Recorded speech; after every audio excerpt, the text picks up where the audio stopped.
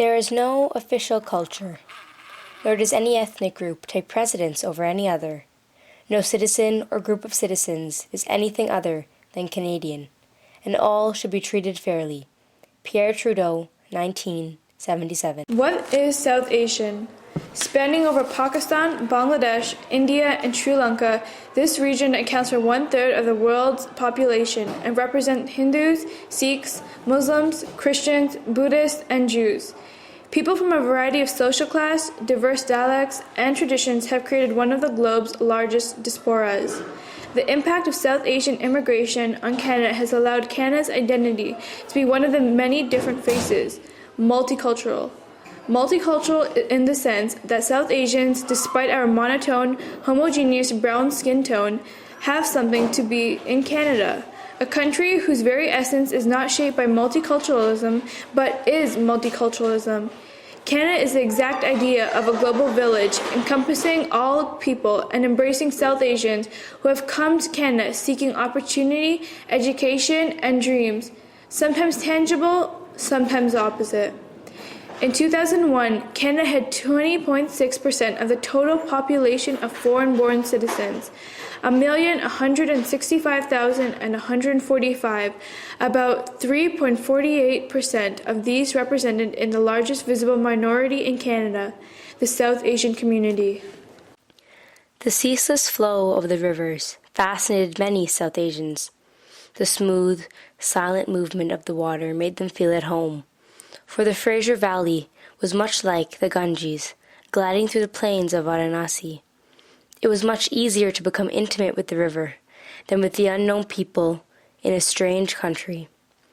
Rivers, water, journeys, and a sense of home bind all immigrants to writing the story of Canada.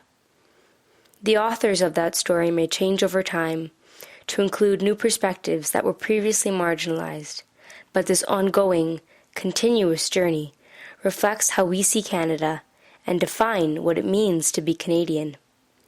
One of the benefits of retelling the story of the Komagata Maru is that it allows to build upon the work of previous generations to make sense of one of the most symbolic moments in Canadian history.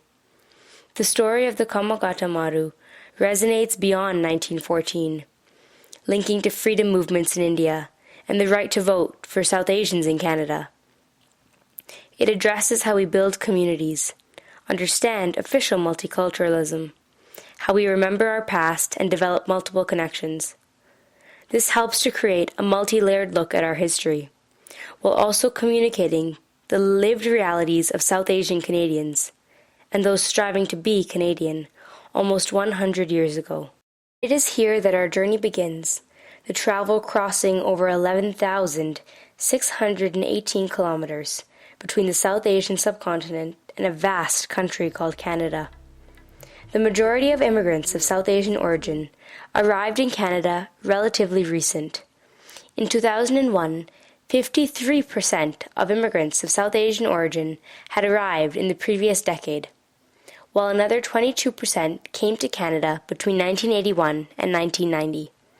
In contrast, only 5% had arrived in the 1960s, while less than 1% had come to Canada before 1961. The emotional struggle of disconnecting from one's homeland and the unfamiliar environment between South Asia and Canada is tragically raw. It is here that Canada meets Canada, and an unfathomable fusion occurs between two places linked by only one similarity. The people of South Asia who have migrated so far from home to find home elsewhere. It is the story of a Bindi diversifying a white man's land.